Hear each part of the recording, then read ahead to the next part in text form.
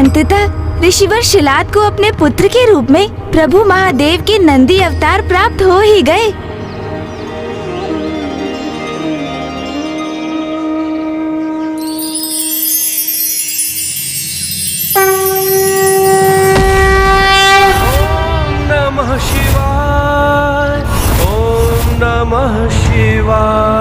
हुआ जो ज्ञान अल्प आयु का तो घोर तप किया, अमरता का था पाया वर शिव जी जो प्रसन्न हुए।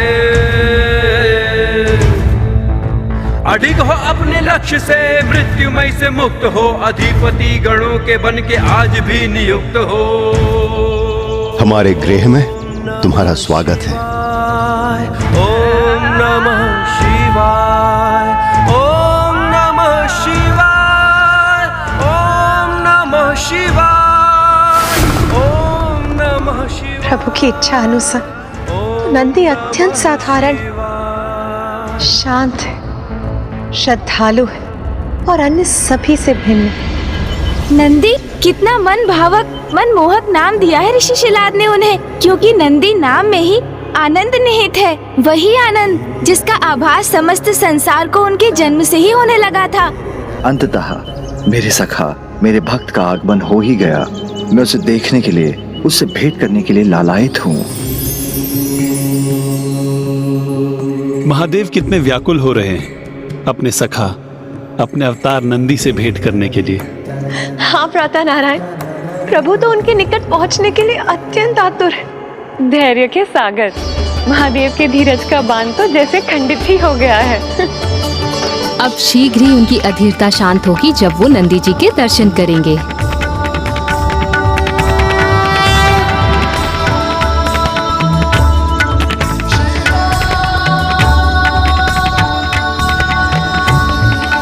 अपने अवतार के माध्यम से अब मुझे पिता के स्नेह का अनुभव भी अवश्य प्राप्त हो जाएगा। अब तो जो हो रहा था सर्वथा उचित था लंकेश। फिर आपने ऐसा क्यों कहा था कि निकट भविष्य में आगे क्या होने वाला था, इसका किसी को अनुमान नहीं था। किंतु उन्हें क्या ज्ञात होना चाहिए था लंकेश? उस आनंद की अवस्था में सभी ये भूल गए थे कि जन्म लेने के उपरांत जीवात्मा को अपना पूर्व परिचय स्मरण नहीं रहता। प्रभु महादेव से उत्पन्न नंदी अवतार तो अब कदाचित उस स्वच्छ आकाश की भांति थे, जिन पर स्मृतियों का कोई मेघ शेष ही नहीं था। अपने पिता के साथ के संबंधों की स्मृति भी नहीं। वो तो उस घटना को भी भूल गए थे जिसमें उनको अपना नाम प्राप्त हुआ था। आश्चर्य, स्वयं पिताश्री के अवतार नंदी जी को कुछ भी स्मरण नहीं था। हाँ गौरी पुत्र, और इसीलिए तो अब उन्हें सब कुछ पुनः सीखना था, समझना था, जो उस समय उनके लिए अत्यंत कठिन भी प्रतीत हो रहा था। क्योंकि बाल नंदी के रूप में जन्म लेने के उपरांत कुछ समय तक उनके मुख से एक शब्द भी प्रकट नहीं हुआ। पुत्र, इसे खीर कहते हैं। अच्छा बोल के बताओ, खीर अति स्वादिष्ट होती है, ये ज्ञात करना चाहते हो?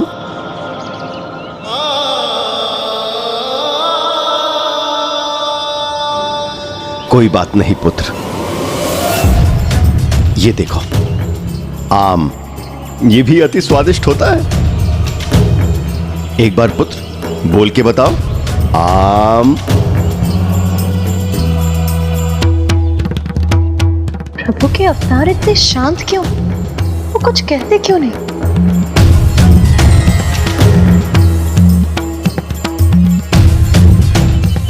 मेरे सखा का इस प्रकार शांत रहना तो उचित नहीं। इस प्रकार मैं उनसे कोई संवाद कैसे स्थापित करूंगा?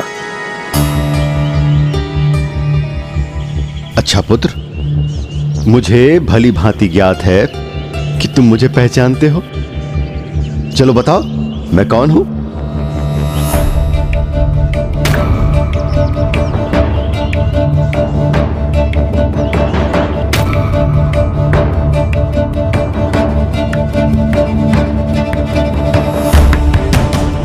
पुत्र नंदी, तुम्हें अपना नाम बहुत प्रिय है ना बेटा? चलो बताओ, तुम्हारा नाम क्या है?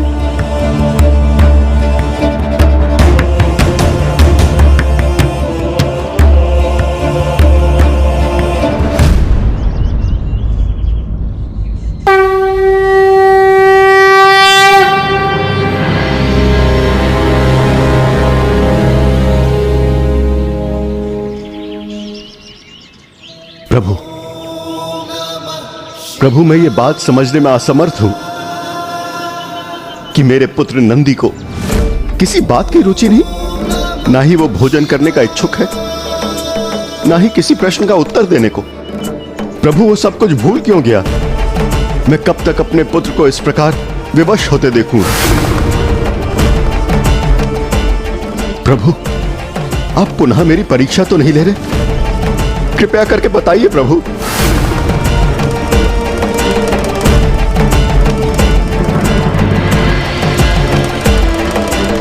नंदी,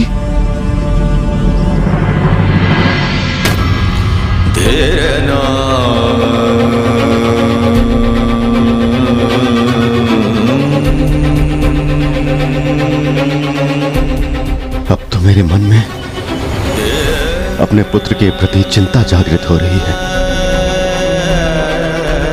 यदि ऐसा है तो मैं कौन हूं, ये भी कहां ज्ञात होगा इस बालक को।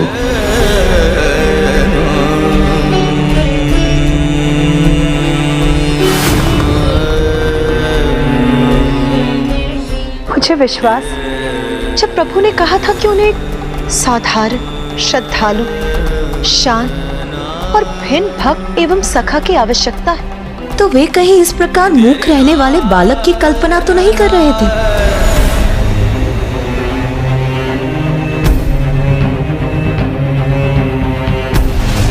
स्वामी, स्वामी कहाँ चले गए? वो वहां से लौटकर यहाँ क्यों नहीं आए? किंतु वो तो वहां भी नहीं है। वो जब भी किसी कारणवश कैलाश से दूर जाते तो लौटकर कैलाश ही आते हैं। तो फिर इस बार वो कैलाश लौटकर क्यों नहीं आए? अर्थात एक और तो नंदी जी कुछ नहीं कह रहे थे, किसी भी प्रकार की रुचि प्रकट नहीं कर रहे थे। ऐसा प्रतीत हो रहा था जैसे उनकी बुद्धि पूर्ण रूप से विकसित नहीं थी। वहीं दूसरी ओर पिताश्री महादेव ही कहीं अदृश्य हो गए। किंतु ऐसा क्यों हुआ लंकेश? पिताश्री के अवतार नंदी जी की बुद्धि का पूर्ण विकास क्यों नहीं हुआ था? और स्वयं प्रभु महादेव कहाँ प्रस्थान कर गए थे लंकेश? यही चिंता तो आपकी माता को भी सता रही थी पार्वती नंदन, और इस प्रश्न का उत्तर तो उन्हें भी ज्ञात नहीं था।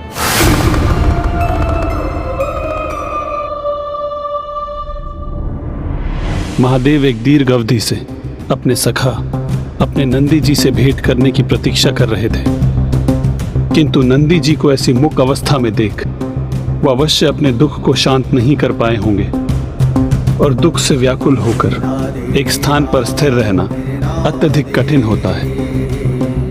कदाचित महादेव वैरागी बन यहाँ वहां भटक रहे होंगे।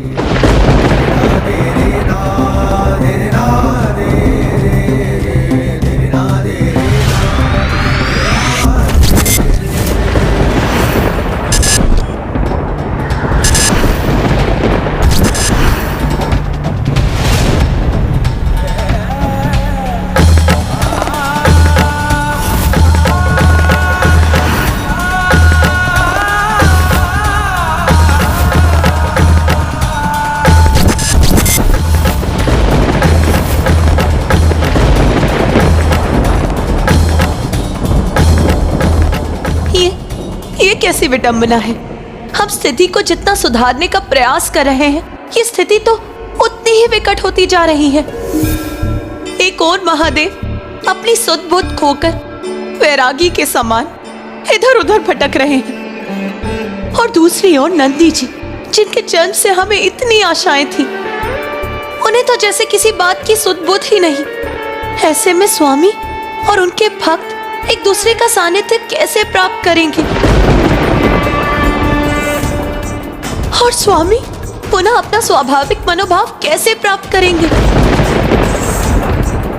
कितनी दुखद बात थी ना ये लंकेश। नंदी जी के आगमन से कितने आनंद का वातावरण उत्पन्न हुआ था, और फिर अचानक सभी पुनः उन्हीं को लेकर इतने चिंतित थे।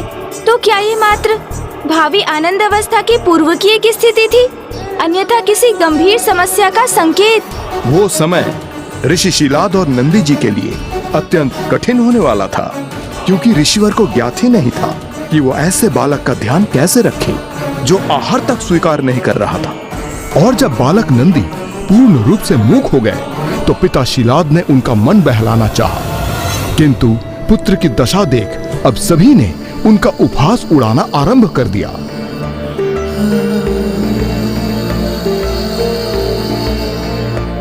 देखो इस बालक को, ये तो अपने ही संसार में मग्न रहता है। वृषभ बुद्धि बालक को कितना भी समझा लो किंतु कुछ समझता ही नहीं। अरे समझना तो इसके पिता को चाहिए। ना ही किसी वैद्य से इसकी चिकित्सा करवाते हैं और ना ही किसी तांत्रिक के निकट ले जाते हैं। मुझे तो पुत्र और पिता दोनों ही बुद्धिहीन प्रतीत होते हैं, कुछ भी कहने में असमर्थ। इस वृषभ बुद्धि बालक को इसके पिता ऋषि शिलाद महादेव का अवतार बताते हैं और कहते हैं ये मुझे प्रभु की तपस्या के परिणाम स्वरूप और उनकी कृपा से प्राप्त हुआ है।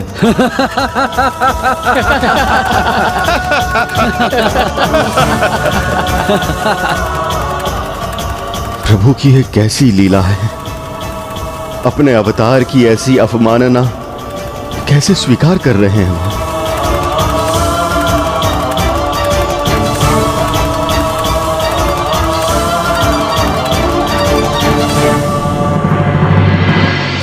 प्रभु, ये कैसी परीक्षा ले रहे हैं आप अपने इस भक्त की। मेरे पुत्र के प्रति ऐसे अपमानजनक संवाद आप कैसे सुन सकते हैं प्रभु। आपके अवतार के प्रति लोग संदेह व्यक्त कर रहे हैं, स्वयं मुझ पर संदेह प्रकट कर रहे हैं प्रभु। क्षमा चाहता हूं प्रभु, आपके प्रति भी संदेह व्यक्त कर रहे हैं।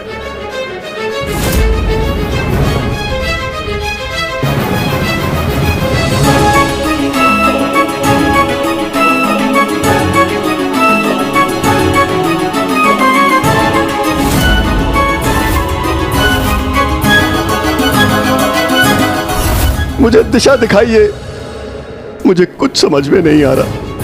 मुझसे कुछ त्रुटि हुई है प्रभु, जिसका आप मुझे दंड दे रहे। अब जो भी हो प्रभु, किंतु अब मुझसे मेरे नन्हे पुत्र की ऐसी अवस्था नहीं देखी जाती। कृपया अपने अवतार की सहायता करें प्रभु।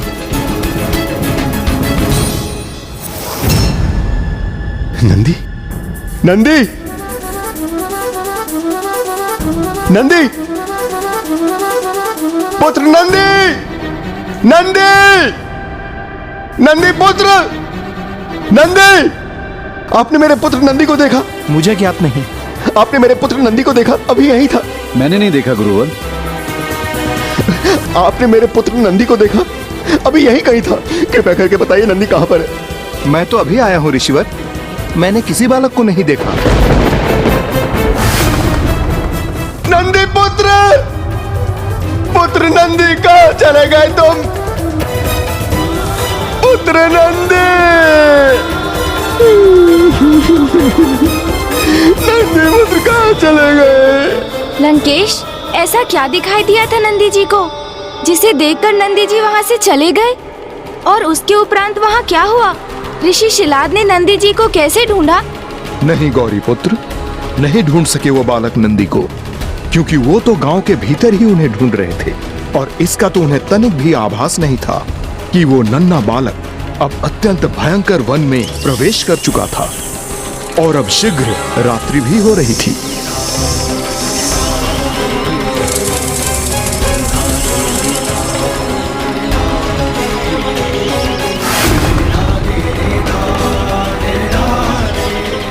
होश से भटक रहा है ये बालक, उसने कुछ भोजन भी नहीं किया।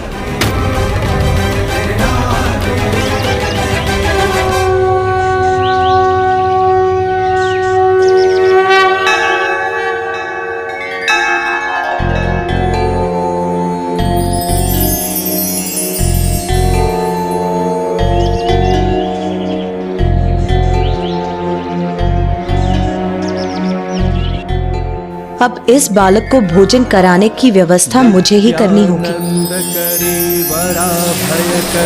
सौंदर्य रत्नाकरी, निर्धूताखिल घोर पावन करी, प्रत्यक्ष माहेश्वरी, प्राणे या चल वंश पावन करी, काशी पुराधीश्वरी, भिक्षां देहि कृपावलंबन करी, माता अन्नपूर्णेश्वरी।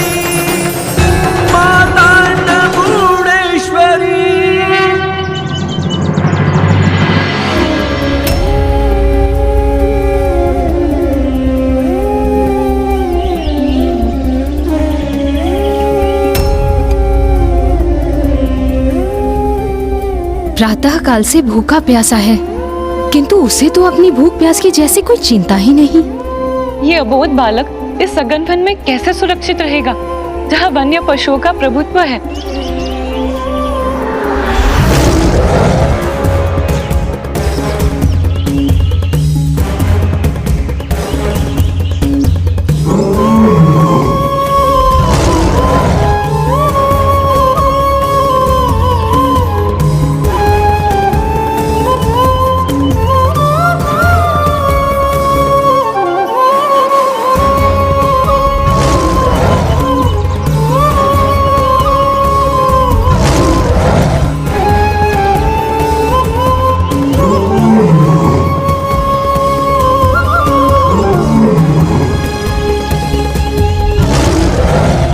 यदि भूले भटके उसकी किसी से भेंट भी हो गई तो फिर वो अपने निवास तक कैसे पहुंचेगा? किंतु वो तो एक शब्द भी नहीं बोलता, फिर तो उसको कुछ भी पूछना कैसे संभव है? और ऋषि शिलाद उसे कैसे ढूंढेंगे? प्रतीत होता है इस स्थिति में तो हमें ही हस्तक्षेप करना होगा। किंतु हम किस प्रकार हस्तक्षेप कर स्थिति में सहायक बनेंगे?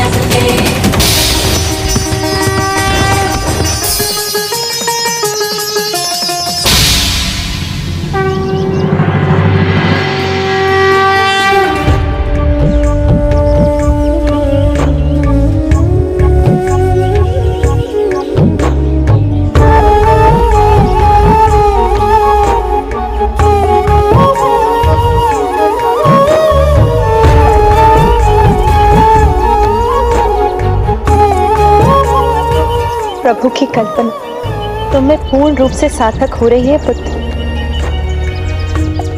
कितने कोमल, कितनी साधारण, शांत, औरों से भिन्न पुत्र।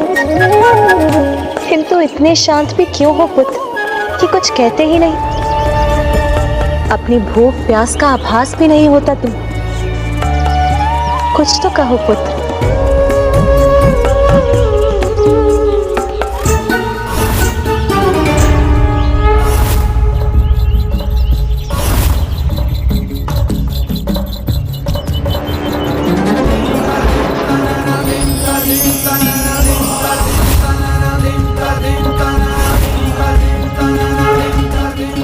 इतने शांत और निशब्द मत रहो पुत्र नंदी, कुछ तो कहो।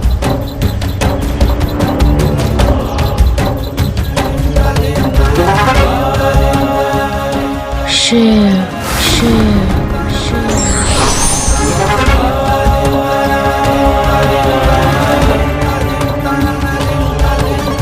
शिव शिव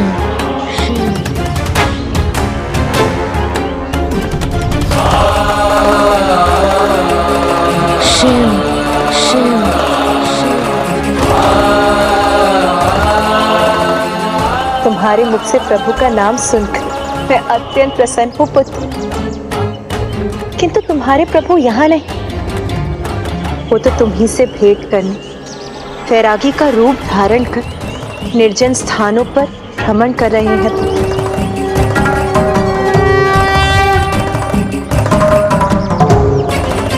शिव शिव शिव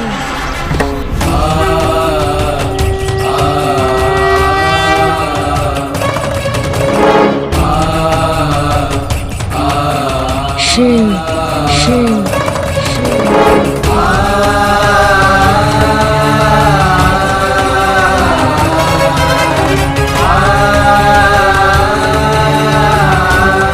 शिव शिव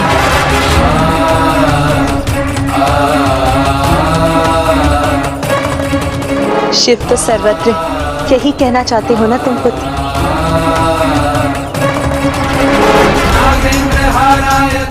शिव शिव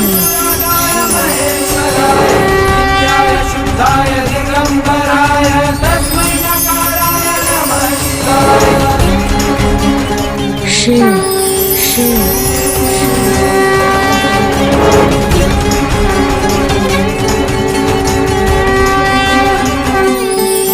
शिव शिव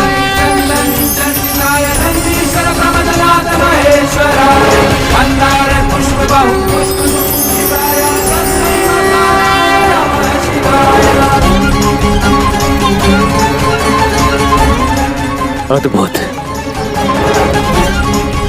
शिव अविकसित नहीं है बालक नंदी की बुद्धि, अपितु उसकी बुद्धि, उसका मन, उसका मस्तिष्क पूर्ण रूप से अपने महादेव पर एकाग्र है। और ऐसे एकाग्रचित भक्त को भला भूख प्यास कैसे लग सकती है?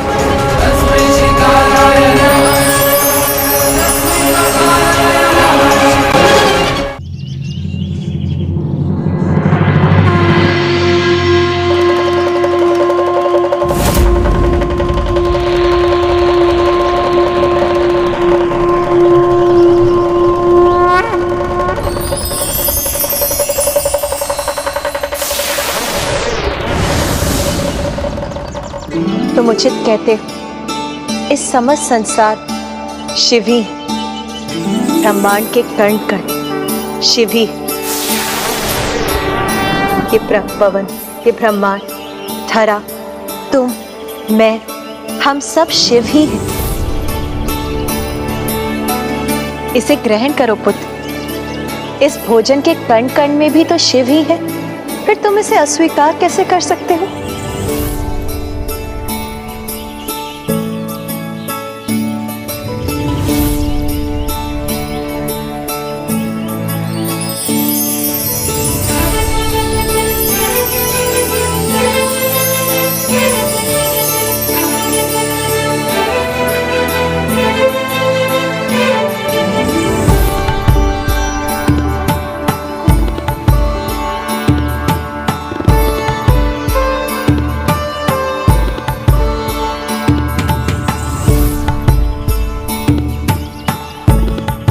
एक और लड्डू दीजिए ना माता।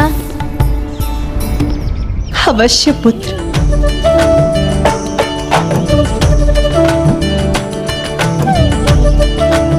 अर्थात माता के हाथों से प्रथम भोजन स्वीकार करते ही नंदी जी की शांत जिह्वा को स्वर प्राप्त हो गया।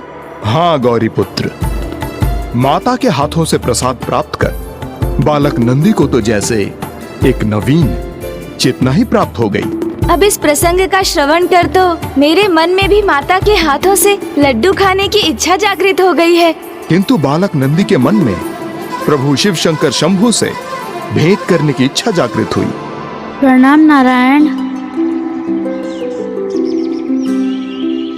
प्रणाम माता।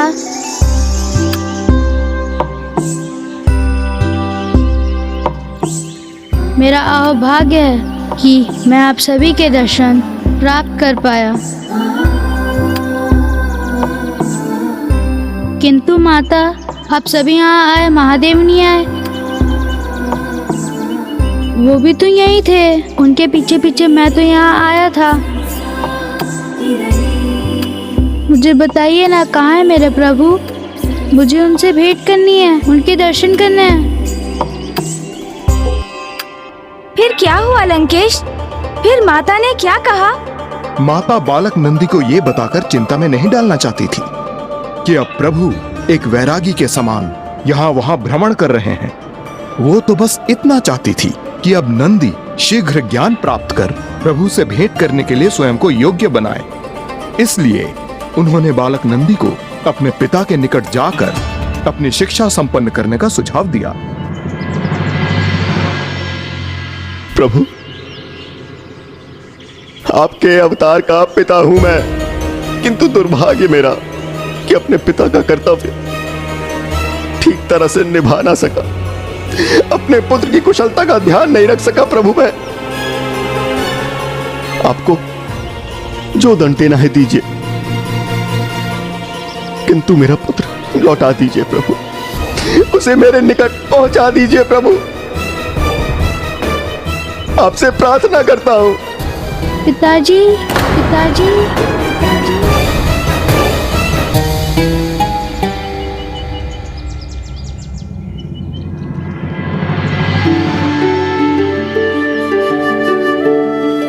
पिताजी, मैं लौट आया। नंदी पुत्र, नंदी तुम सकुशल हो?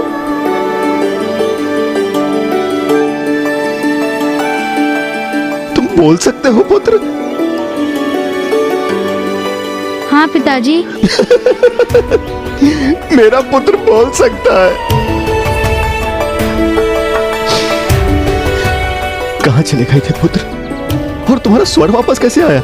मुझे स्वयं माता ने दर्शन दिए और उन्होंने मुझसे कहा कि मुझे आपके समान योग्य बनना होगा, तभी अपने प्रभु महादेव से भेंट करना संभव होगा मेरे लिए।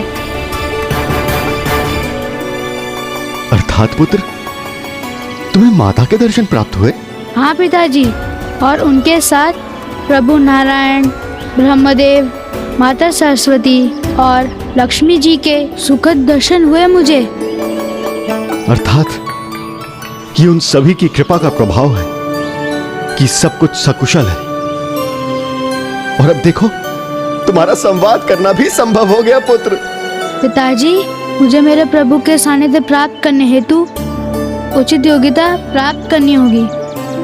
आप मुझे वो योग्यता प्रदान करेंगे ना पिताजी? अवश्य पुत्र, अवश्य। ये तो मेरा परम दायित्व है। फिर तो ऋषि शिलाद ने समस्त शास्त्रों अर्थात सभी वेद पुराणों का ज्ञान प्रदान कर नंदी जी को सर्वथा योग्य बना दिया होगा। हाँ गौरी पुत्र, जिन नंदी को सभी अविकसित वृषभ बुद्धि मान बैठे थे, वो तो उत्तम कोटि के विद्यार्थी प्रमाणित हुए। शिक्षा आरंभ करने के कुछ सप्ताह उपरांत अत्यंत अल्प समय में उन्होंने समस्त ज्ञान प्राप्त कर लिया। आओ पुत्र, मेरे निकट आकर बैठो।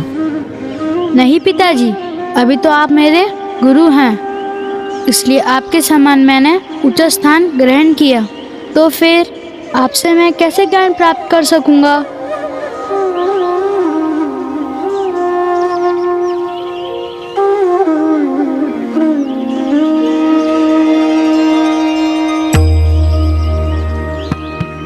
हे गुरुवर, मुझे और ज्ञान प्रदान करने की कृपा करें। पुत्र, पिछले कुछ दिनों में तुमने समस्त वेदों के ज्ञान को ग्रहण कर लिया है। आज ये अंतिम पाठ आत्मसात करने के उपरांत तुम्हारी शिक्षा पूर्ण हो जाएगी। अब नंदी को देखकर ऐसा प्रतीत हो रहा है कि प्रभु अपने जिस शांत, साधारण, श्रद्धालु और सर्वथा भिन्न भक्त एवं सखा का साथ पाना चाहते थे, वो यही है जिसमें शांत भाव से श्रवण करने का गुण है। असीम ज्ञान की प्राप्ति के बाद भी अपने साधारण स्वरूप में ही स्वयं को प्रस्तुत करते हैं, क्योंकि इन्हें तो अपने कण कण प्रभु ही दिखाई देते हैं, और सर्वथा भिन्न और विशेष तो नंदी अपने जन्म से ही है। मुझे विश्वास वो समय आ गया है जब नंदी अपने इष्ट, अपने प्रभु महादेव से भेंट हो। अन्यथा ज्ञात नहीं महादेव कब तक वैरागी बनकर इस प्रकार भ्रमण करते रहेंगे, और समस्त कैलाश आतुरता से उनके लौटने की प्रतीक्षा कर रहा है, और उनसे रिक्त कैलाश को देख पाना मेरे लिए भी असहनीय है। किंतु उसके पूर्व हमें यह सुनिश्चित करना होगा कि नंदी अपने प्रभु से भेंट करने योग्य है या नहीं। यदि ऐसा नहीं हुआ तो प्रभु भोलेनाथ द्वारा अपने भक्त को स्वीकार करने में पुनः विलंब हो जाएगा। इसीलिए आज नंदी की शिक्षा संपन्न होते ही स्वयं देवराज इंद्र उनकी परीक्षा लेंगे। इंद्रदेव की परीक्षा किसी भी प्रकार से सरल नहीं थी। भले ही नंदी प्रभु के अवतार थे, किंतु थे तो साधारण, शांत, श्रद्धालु एवं सभी से भिन्न, जिन्हें अब कपटी देवताओं के राजा की जटिल योजना का सामना करना था।